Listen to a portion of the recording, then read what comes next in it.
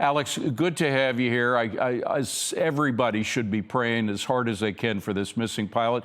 And again, we don't know the exact details. They may find him within the next hour or so. Who knows? But it really does put a fine point on how unpredictable warfare is, doesn't it? It really does, David, and obviously all of our thoughts and prayers are with the pilot and his or her family. It's an extraordinary thing that we ask these young men and women to do, and it does put a fine point on the fact that no matter how sophisticated our military, no matter how incredible our equipment, this is still warfare, and there's an extraordinary amount of risk that they undertake every day.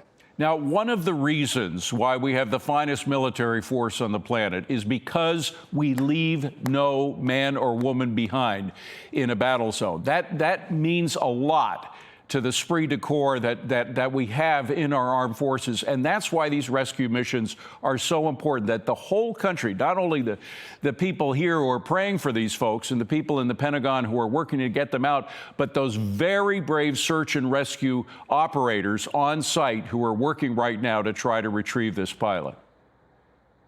You're absolutely right, David. And look, we have people, whether it's the CENTCOM headquarters in Tampa or it's the forward deployed CENTCOM folks in the Middle East, it's the Pentagon, folks at the National Security Council at the White House, the people in the Situation Room on the watch floor. Everyone is working 24/7 to get this pilot home. It is a full team effort. And these things, like you said, this is part of what makes the American military unlike any other, Yes. is that no one is ever left behind. There is in no circumstance do we stop until we bring that man or woman home. Now, the plane that went down was an F-15E.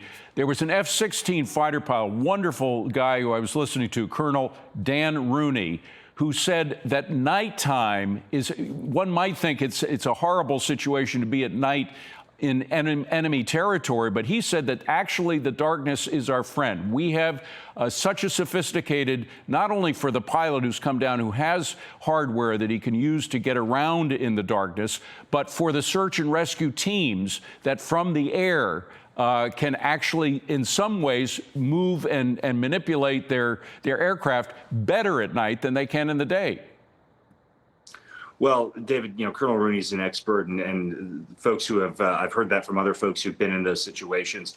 We have extraordinary capabilities and equipment that allow us to be able to do what you just said, to never leave anyone behind. And I have a lot of confidence that if it's at all possible, we're going to bring this brave pilot home, and that the men and women who are, whether they're in the Pentagon, whether they're at the White House, whether they're in CENTCOM headquarters, they're going to leave no stone unturned to bring them home to their family. Now, of course, some people who have been against the action that we're taking in Iran from the get-go have been saying, well, this just proves that the president was dead wrong about our airspace, or having free reign in the airspace. But you look at the search and rescue people who have been photographed from the ground in Iran. We have, I believe we have a video that we can play in which you see a C-130. That's a plane that accompanies two helicopters in order to refuel them midair. And they seem to be flying around without terrible concern. There have been shots fired from pistols and rifles from people on the ground.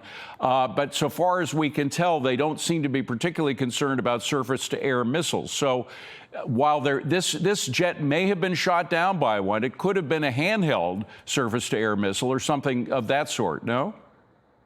Well, look, anyone who's trying to draw a broader political or other implication into what's a horrible mishap in the middle of a conflict, I think needs to take a look in the mirror. This is not the time to draw kind of political implications from this. And look, to the point about whether we've got some sort of, we have overmatch. We have extraordinary command of the air. I would argue we have the most command of the air at any point since the first Gulf War, when we also did have aircraft that went down. So this unfortunately, as we said, David, this is a risk that our pilots incur every single day. They incur that risk, frankly, in combat or not. As we see even in peacetime, there are mishaps that happen. So I would just say, if you look at what's happened over the last month, we have the most extraordinary command and the most extraordinary overmatch in the air of any conflict anywhere in the world in the last 35 years. And this doesn't change that. It just reminds us of the sacrifice that our pilots make every day. Now, Iran has been putting out announcements on Iranian TV that for a big reward for anybody who finds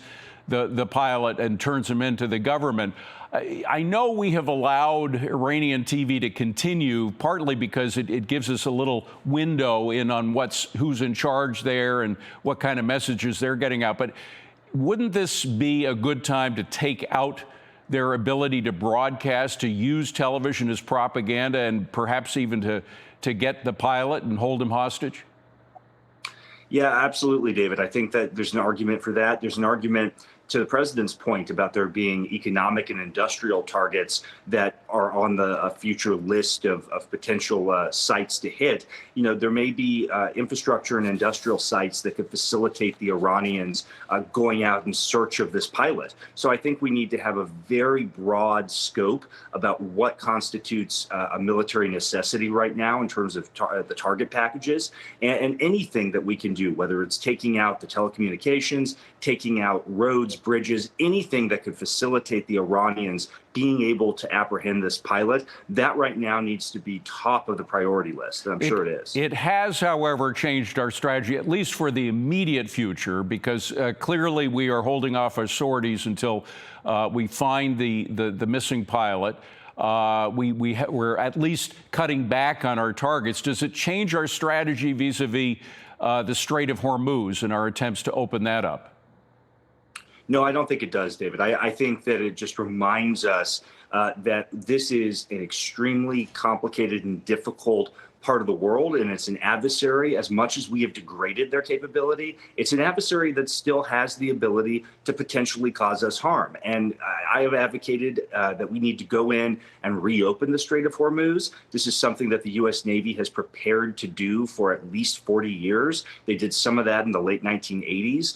The Navy knows how to do it, but it's a complicated mission. It's a dangerous mission. And this situation with the downed aircraft should just remind us, David, that even though we can be successful with these types of really exquisite missions, there's an element of danger that should never be far from our understanding of the risks that our men and women take. And shouldn't it also remind our allies, with whom we've worked in many conflicts in the past, for whom we have spent American lives and treasure to protect, and shouldn't it remind them how important it is for them to get into this conflict as well, and support, at the very least, support our troops and our air troops that are trying to use air bases that we actually pay for, that Spain and Italy have now prevented us from using?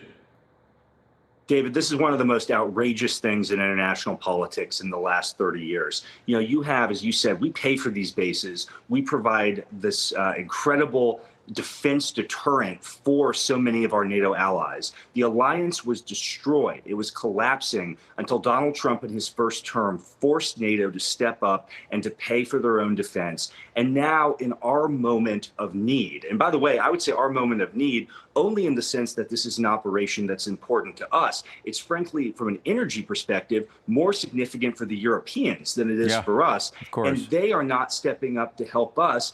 And I would argue, David, not part of that's politics, part of that's their dislike of President Trump, but a significant part of it is countries like France and Germany and Spain have so allowed their militaries to atrophy that they couldn't even contribute, even if they wanted to. And that's an even more profound problem for the future of NATO, that we have allies who not just disagree with us on fundamental political questions, but are so military inept that they can't even step up to be there for us when we want them to be there. Well, we're talking about the politicians. I'm willing to bet money that the service people over there, the service people in the military, in the Army and the Air Force of our allies would be willing to go over there themselves to try to help this pilot. There is a connection there that the politicians probably don't get. These high educated politicians that really don't understand what it's like to defend something with your own life, like the freedom that we have provided for them in the past. It's just, it infuriates me to no end. I hope it infuriates the American public as well. Alex Gray, thank you for being here. It's Good Friday. Let us pray, all pray, that this pilot is found successfully. I know everything is being done to find him.